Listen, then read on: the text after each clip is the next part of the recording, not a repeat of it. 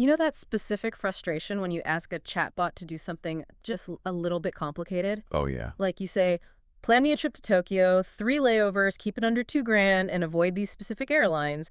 You hit enter, and it just instantly spits out this confident, perfectly formatted itinerary. And you look closely, and the flights just don't exist. Right. Or the math is totally wrong. Exactly. It's so smooth, but it's completely hollow. It feels like you're talking to a really eloquent parrot that, memorized a travel brochure but has zero concept of what a flight or money actually is. Well, that's the stochastic parrot problem in a nutshell. It's predicting the next word, but it isn't thinking. But imagine if instead of just blurring out an answer in like 2 milliseconds, the AI paused. Imagine it sat there for 30 seconds, the cursor is just blinking, and you could tell it was actually scheming. Scheming, planning, reasoning. That pause. That is the sound of the entire industry changing. And that is exactly what we are diving into today. We are unpacking this massive survey paper. It's titled Agentic Reasoning for Large Language Models. And massive is the right word. I mean, the author list reads like the Avengers of AI research. You've got University of Illinois, Meta, Amazon, Google, DeepMind, Yale. They've all come together to basically plant a flag and say, the era of the passive chatbot is over. It really is a definitive text. Their whole argument, the core of it, is that we are in a paradigm shift from what they call LLM reasoning to agentic reasoning. Okay, so let's get our definitions straight before we get too far into the sci-fi stuff. Well, What is the actual difference between a standard LLM, the thing most people use today, and an agent?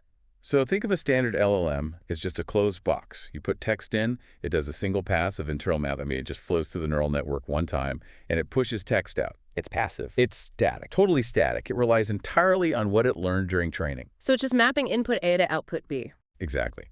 An agent is fundamentally different because it bridges thought and action. The paper uses this control theoretic framework to describe it. So instead of just input-output, you have a loop. The agent has an internal reasoning trace. That's the thinking part. Okay. But that trace leads to an external action, An action like what, though? like executing a line of code or querying a database, clicking a button on a website, saving a file. Oh, wow. And crucially, after it acts, it observes the result. So it tries something, sees what happens, and then it What? adjusts? Precisely. It operates in a dynamic environment. If a standard LLM hallucinates a flight, it's done. That's the answer. Right, game over. But if an agent tries to book that flight and gets an error message back from the airline's API, it stops. It thinks, okay, that flight isn't valid. Let me search for an alternative. It self-corrects based on reality. That feedback loop, that seems to be the key differentiator, right? It turns the AI from a narrator into a participant. Correct. And to do this, the paper breaks the architecture down into 3 layers. Yeah. We start with the foundation, so how a single agent plans and uses tools. Okay. Then we move to self-evolving agent systems that actually learn from their mistakes and, remember them. And then the third layer, which sounds the most chaotic, collective intelligence. Swarms of agents all working together. That's the roadmap. And it all kicks off with that foundational layer, the think-act loop. So let's talk about the think part first. The paper focuses so heavily on planning. Why is planning so hard for a standard model? I mean, they seem smart enough to write poetry. Writing poetry is linear, though. You write line 1, then you write line 2. But planning requires looking ahead. Standard models are autoregressive, which just means they predict token by token. They don't have a backspace key in their thought process. If they start down a logic path that turns out to be a dead end, they usually they double down to maintain grammatical coherence. They commit to the bit, even if the bit is completely wrong. Exactly. So agentic planning changes that whole structure. The paper highlights algorithms like tree search, specifically tree of thoughts, or MCTS. Yeah, MCT, that's Monte Carlo tree search, right? I remember that from the AlphaGo days. Same principle. That's how it beat the world champion at Go. It's the same idea. Imagine the agent has a goal. Write a snake game in Python. Before it writes a single line of code, the agent simulates different paths in its head. So like path A is use the pig game library. Right. Or path B is use the turtle library. Path C, write a custom engine from scratch. It's drafting possible futures. And it simulates the consequences of each one. It literally does. It might think, well, if I use turtle, the graphics would be too slow. That's a bad outcome. So it prunes that branch. It abandons it before wasting any real effort. It's traversing a tree of possibilities to find the best route, rather than just guessing the next word. That seems incredibly computationally expensive, though. It is. That's the trade-off. You're Right. trading raw speed for accuracy and, complexity. But even the best planner hits a wall if it doesn't know what it can't do. Right. I can plan to build a house, but if I don't have a hammer, I'm stuck. This brings us to tool use. And the paper makes a big distinction here. It talks about two ways agents learn to use tools: in context and post-training. Help us parse that. In context is basically giving the model a user manual inside the prompt. You tell it, hey, you have access to a calculator. If you need to add numbers, output this specific command. CALC. Is this where that acronym REACT comes from? I feel like I see that everywhere on dev Twitter. Yes, REACT stands for Reason Plus Act. It's a prompting strategy where you force the model to have this inner monologue. So it looks like thought. The user wants to know the temperature in Tokyo. I can't sense temperature. Action. Use Weather API Tokyo. So it's explicit. It's showing its work. It is, but it's brittle. It takes up a lot of context space. That's the limited working memory the AI has. And if the manual's too long, the model just gets confused. And that's why post-training is the new frontier. This is where you see systems like Toolformer. Toolformer, what's that? So instead of giving the model a manual at the start of the chat, the model is actually trained, usually with reinforcement learning, to use tools instinctively. So the tool use is baked into the model's weights, like it just knows. Exactly. It's the difference between me handing you a textbook on how to play the piano right before a concert versus you actually practicing scales for 10 years. Post-training gives the agent a kind of muscle memory for tool use. Speaking of searching, the paper calls out Agentic search, which it calls RAG 2.0. Now, RAG retrieval augmented generation is pretty standard now. It just means look up a document before you answer. How is the Agentic version different? Static RAG is a one-shot deal. You ask a question, the system grabs like the top 3 documents that match your keywords, and the AI summarizes them. But what if those docs are totally irrelevant? Or they contradict each other. Or what if the answer needs info from page 1 and page 50? Yeah, static RAGs usually just hallucinates an answer based on the bad data it found. Right. Agentic search is dynamic. The agent queries, it reads the results, and then, this is the critical part, it evaluates them. It asks itself, does this actually answer the user's question?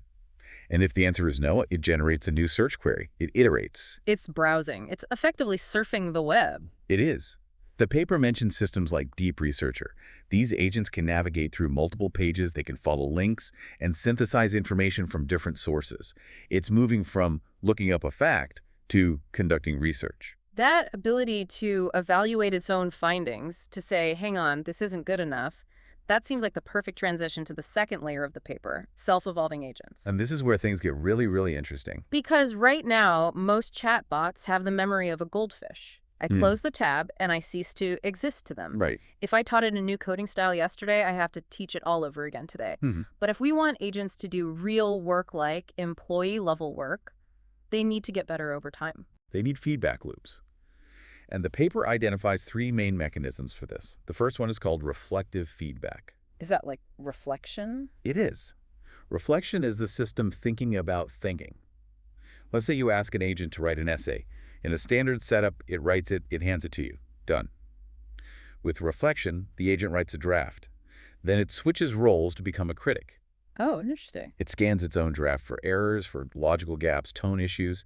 Then it uses that critique to write a final, better version. So it's like writing a first draft and then editing it yourself before you show it to your bot. Exactly.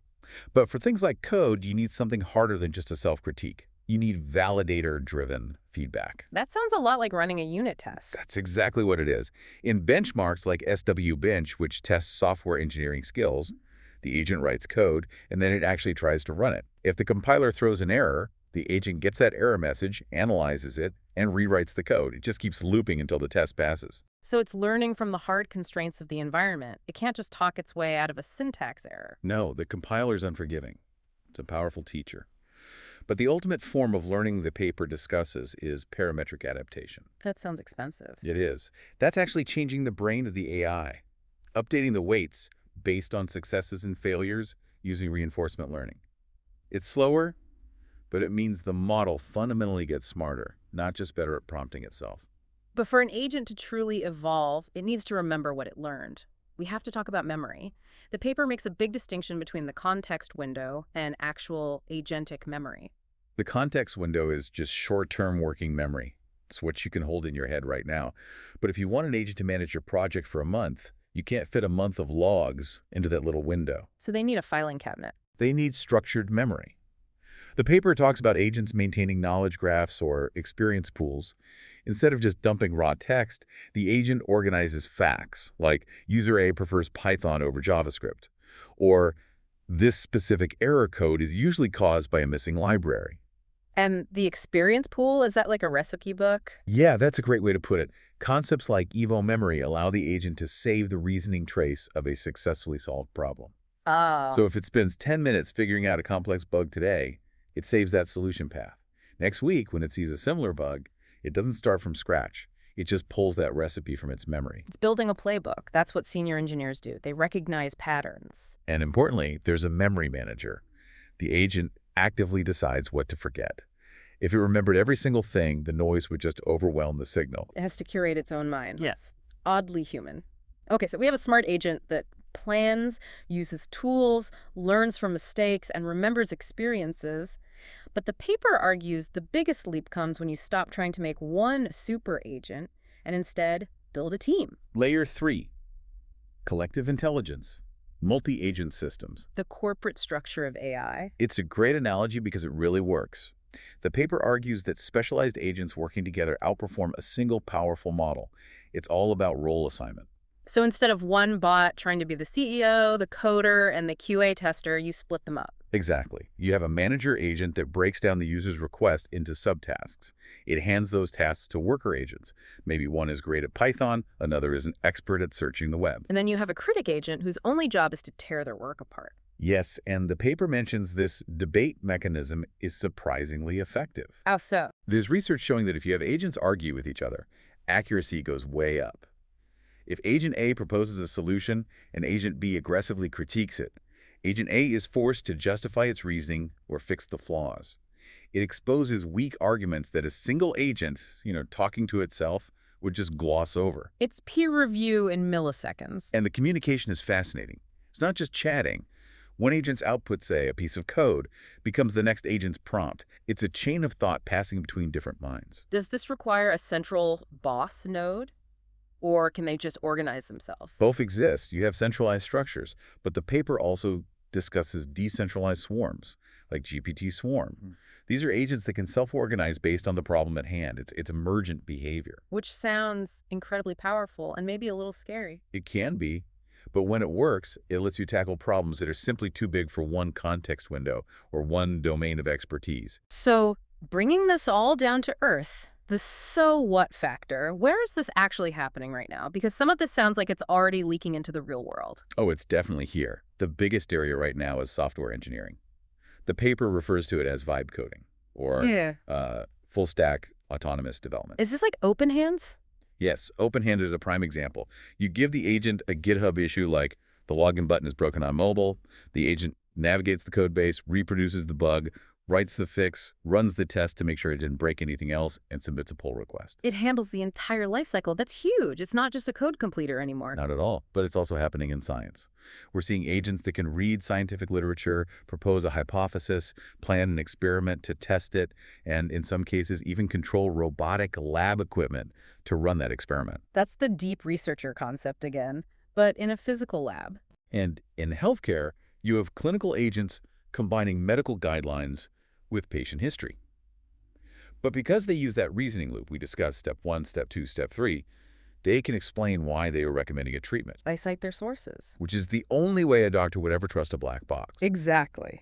And this touches on a really philosophical point the paper makes. We are moving from optimizing the answer, just getting the next word right, to optimizing the process. Meaning what? Meaning we care less about the immediate output probability and more about the quality of the planning, the tool selection, the self-correction. If the process is sound, if the reasoning trace is logical, the answer will likely be correct. We're designing the way the AI thinks. It's about the journey, not just the destination. For complex problems, the journey is the only way to the destination. You can't guess the solution to a cancer treatment. You have to reason your way there. So we've gone from a text box that predicts the next word to a system that plans, uses tools like a pro, critiques its own work, remembers what it learned, and collaborates with other agents to solve problems. It kind of sounds like a solved game. Oh, far from it. Hmm. The paper wraps up by throwing some serious cold water on us. There are massive open problems. Okay, so what's keeping these researchers up at night? One is personalization. Right now, these agents are generic. We need agents that know you, your preferences, your history, your working style, without leaking all that private data to the world. And long horizon planning, right? I That's imagine that's still That's topic. the big technical hurdle. It's one thing to plan a trip. It's another to say, manage my investment portfolio for the next year, or write a novel. Keeping a coherent plan over thousands of steps, handling unexpected interruptions, it's still very difficult. The models tend to drift or just lose the plot. And I assume governance is on that list. If we have swarms of agents interacting with the web, spending money, writing code, controlling them seems pretty important. Crucially important. How do you ensure a swarm doesn't just spiral out of control? If an agent learns from its own feedback, how do we make sure it doesn't learn a shortcut that is actually harmful? Like an employee realizing they can finish work faster if they just skip the safety checks. Exactly. Or an agent maximizing clicks by being inflammatory. Yeah. When the agent is autonomous, the definition of the objective function becomes scarily important. It really does feel like we're moving from designing software to designing, well, employees. That's the provocative thought the paper leaves us with. It suggests that reasoning is becoming the organizing principle for everything, for perception, for action, for decision-making. Right. If the AI is no longer just predicting text, but actively planning its interactions with the world to achieve a goal, then the line between tool and agent just blurs. A hammer is a tool. It waits for you to swing it. Mm-hmm. An agent takes the objective, hang this picture, and figures out it needs a hammer, goes to the toolbox, and just does it. And if it hits its thumb, it learns not to do it that way next time. Exactly. We are designing digital workers. And that changes how we need to interact with them, how we evaluate them, and honestly, how we fit them into our lives. It's a lot to mull over. Instead of asking, what question can I ask this chat bot? Maybe we should start asking, what task can I actually trust this agent to handle completely? That is the question of the next decade. Well, on that note, we're going to let you get back to your own tasks, hopefully with a little help from an agent or two. Thanks for listening to this deep dive into agentic reasoning. Thanks for having me. We'll see you next time.